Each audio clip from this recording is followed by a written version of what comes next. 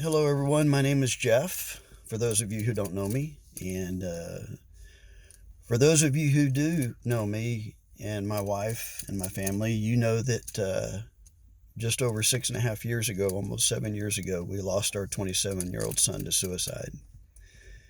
And since that time, it has been quite the journey, good and bad. And I've had an opportunity to share my story with a lot of folks. And over the last 6.5 years, I've had a lot of folks say to us and say to me that they can't imagine what it must be like to lose a child to suicide. And one of my first responses to that comment is, you know what? I can't imagine it either, and I've been walking through it for the last 6.5 years. And but then I also share a metaphor with them, and that metaphor is this: that you remember back in junior high, and I just gave away my age there by saying junior high because nowadays they call it middle school. Do you remember back in middle school when everyone did the science fair? Everybody had their cardboard box and everybody did their science display. Some people did the volcanoes made out of clay, and sometimes they worked, sometimes they didn't. Some of us had the coat hangers with the planets hanging on the string. But we all remember that entering the science fair with whatever project you may have had. And for me, in my science fair project is my life. And what I did is I have, in this metaphor, I have my cardboard box set up in this room. And I've got the greatest looking cardboard box I could find. And I have this table and a tablecloth set over the table, and I got my cardboard box there, and the lighting's just perfect in this room, and there's my cardboard box, right? And on the left side of my box, I have all these things of me growing up as a kid with my brothers and my sister and all my friends in school and in the neighborhood, and growing up with my mom and dad there, and growing up and have a wonderful life growing up as a kid. And that's all in my box, on the left side of the box there.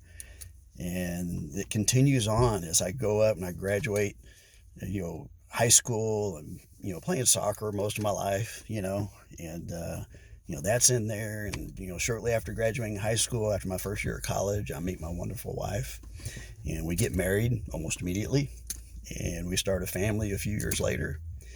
And so we've got kids, and that's in my box. And starting my career and working on my career and starting building my career. And as I go along, I continue to keep building these pieces of my box. My kids growing up, and now they're starting to have children and getting married themselves and starting to have grandkids, and just an amazing cardboard box display. Also, on the right side of the box, I have all these plans for the future. How far I want to grow in the company, and eventually, me and my wife want to retire, in places we want to go visit and see, and having more grandkids, maybe even we live long enough to have great grandkids. And there's all that plans for the future is on the blueprints or on the right side of the box. 6.5 years ago, as I get the call from my son's father-in-law, I hear those words of him saying that David's gone. He's gone, Jeff.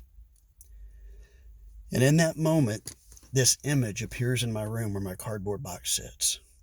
And when I hear those words, this image flips over my table, kicks my box across the room, smashes against the wall, and pieces of my life goes scattering from one end to the next. And just as quickly as that image appears, it disappears. And there I am in my room, on my knees, tears streaming down my cheeks, eyes blurry from vision and red from crying.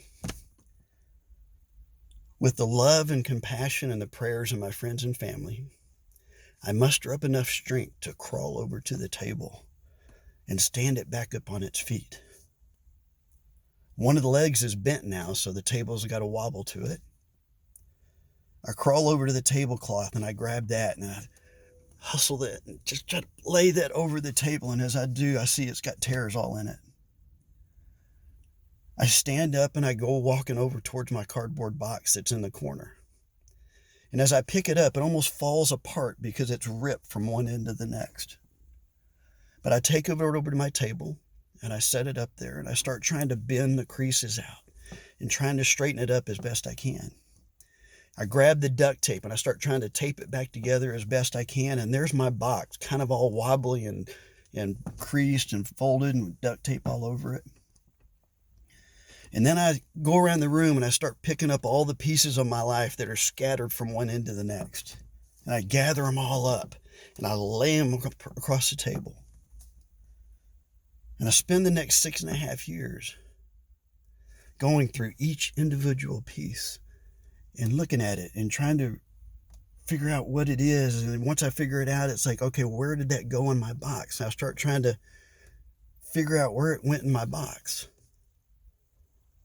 And what I've learned over the last 6.5 years is that, nothing goes back in the same spot. As a matter of fact, some of those pieces, I can't quite figure out what they were, and I just go ahead and throw them in the trash.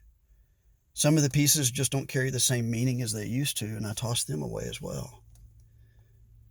So I continue putting my box back together as best I can and putting things back where they kind of look good and look, okay, I can deal with it being there. That works okay.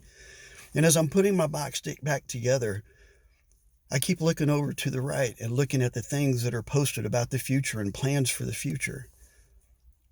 And then I gaze at those and I look at those and I'd reach over and I just rip them all off the box because none of them make sense for me anymore. All my priorities have changed. So I start making new priorities for the future. Things like, trying to be a better husband, a better father, a better grandfather, not working a job that takes every ounce of energy out of me,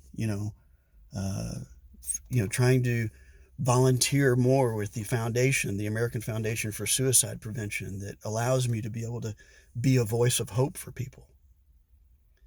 That's on there, and just trying to reach out and just help one person. That's up there. And so there it is, my cardboard box, crumpled and wrinkled on this table that has a wobble to it. And the lighting is there, and one of the lights is kind of flickering on and off. And as I look at my box, one of the things I've learned over the last 6.5 years is that my joy and my happiness is really hard to find in my box sometimes, especially those first couple of years. But what I've learned is it's still there, and it's still there in abundance. Just sometimes I have to look a little harder. But there's my box. And as my box sits on this table now that's wobbly, and every year the leg just gets a little bit straighter, people come by and they look at my box. A few people look at my box, and they look at my box and they're like, oh my gosh, what the heck happened here? But most people look at my box today and they think, wow, look at that. What determination, what strength, what compassion, what resiliency, what survival, Some people who unfortunately are starting a very similar journey to mine, they look at my box and they see hope for themselves. Because those first couple of years after losing a loved one to suicide, sometimes it's even hard just to get out of bed. Some days, it's even hard just to breathe. But here I am, 6.5 years later into my journey, and my box speaks hope to some people. So there's my box, sitting for all to see. And the thing that I've learned over the last 6.5 years, is that each and every one of us have a cardboard box. And life sometimes will throw things at you that will shake your cardboard box to the core and maybe have it slammed against the wall and pieces go flying everywhere, much like mine. And it's how we respond to that moment. It's how we respond in that time that allows us the strength and the courage to put things back together as best we can. Take care of your cardboard box. Nobody in this world has another cardboard box like yours. I love you all. Thank you.